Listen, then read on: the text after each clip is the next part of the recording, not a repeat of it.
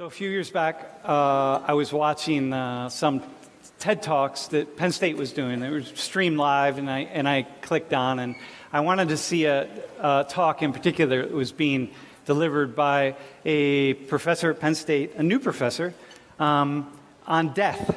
And I'm interested in death because, you know, we're all going to die.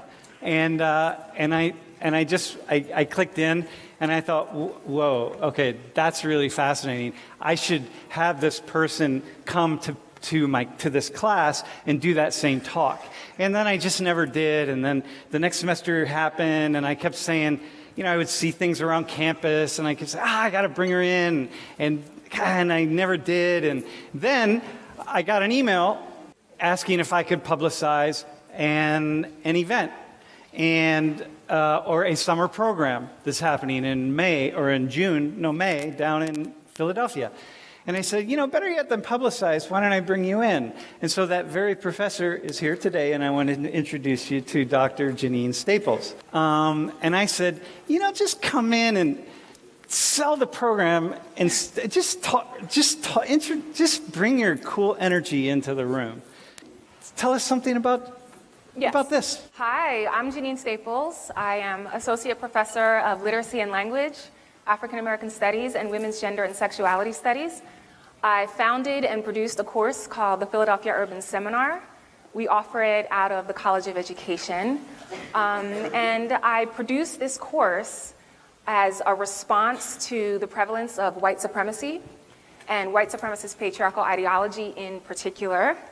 I'm very interested in the ways that we can train teachers or anyone who's interested in education to understand how the patriarchy works in real life, how it affects people in schools, what they can do to actually shift the effects of that ideology through teaching, through learning, through counseling, through advising, through activism inside of a school space and a urban community. So one of the things that we ask ourselves in the College of Education and also in liberal arts, where I'm in AFAM or in Women's Gender and Sexuality Studies, is how can we understand the phenomena of white supremacy and patriarchal ideology, and how can we actually do something about it in a very practical and tangible way, as opposed to only just talking it through and understanding it in theoretical perspectives. What can we do actually on the ground?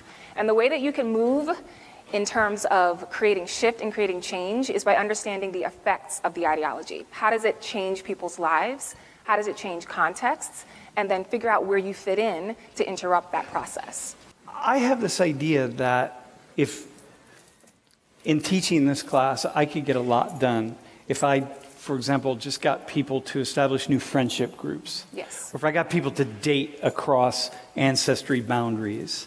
And why not? I could make far more progress. We could make far more progress Absolutely. In the world of race relations. One of the things that, when I think about this, I think, wow, if I could get every student in 119 to do something like this, it would be really cool. In your own words, why and how would it be cool? It would be cool because one of the reasons that racism, any sort of phobia, persist in our country is because there are not enough people, particularly in majority culture, who understand what it's like to think about race and think about gender and think about complex issues of identity constantly and all the time. And so there's typically a lack of stamina and a lack of awareness in a lot of people in relation to those issues. So coming to Philly and being in the space for 2 weeks and connecting with me and my teaching team so that you're in a context where that's all you're thinking about, reading about, writing about, and not having these distractions whereby you're able to escape the pressures of the experience provides you with uncommon insight and access points and vantage points, which build your empathy in a greater capacity, greater than anything that you can have otherwise. What are some of those pressures? So there's 3 things that I talk about in the Philadelphia Urban Seminar when students come in and they work with me. There's sort of like a trifecta of experience that happens when people are really, really sort of affected and oppressed by these isms, you know, the racism, the sexism, the misogyny. And there is cognitive dissonance. It's where you hold two competing ideas in your space at the same time and try to make sense of them. And then there is emotional tax. That's where you are feeling the emotional effects of something that oppresses you or that stresses you or that causes anxiety without interruption. And then there's something called somatic pain. So if you're experiencing cognitive dissonance constantly, and if you are experiencing an emotional tax constantly, you're going to feel it in your body. So we do work in somatic health inside of the course, where we work on understanding how to be in the body. There's a lot of mindfulness work that we do in the course. So when people who are not accustomed to sort of being really entrenched in that experience all the time are placed inside of an urban context and inside of a space where we are thinking about those issues, looking at and working with children who are experiencing those issues regularly and all the time, you develop this capacity to manage cognitive dissonance. So you can mature really a lot faster. You get like a more powerful repertoire and a greater amount of speed. And you come out actually falling in love.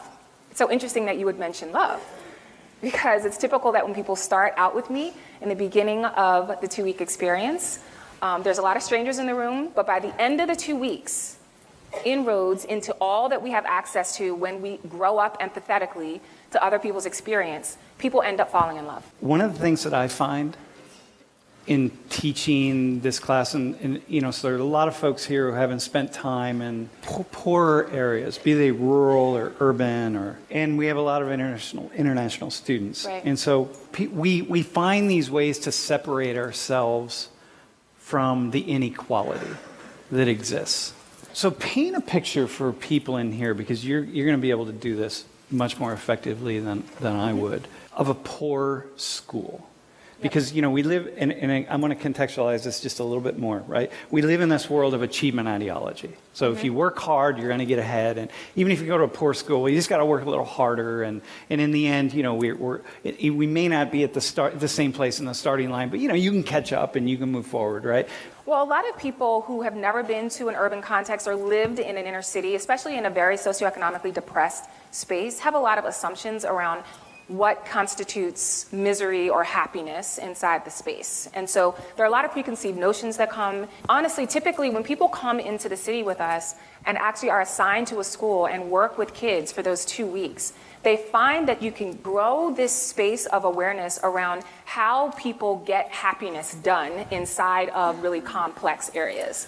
So walking into an elementary school, for example, that is in a really economically depressed inner city, you will often find a principal who cares and is doing his or her best to provide resources for that space.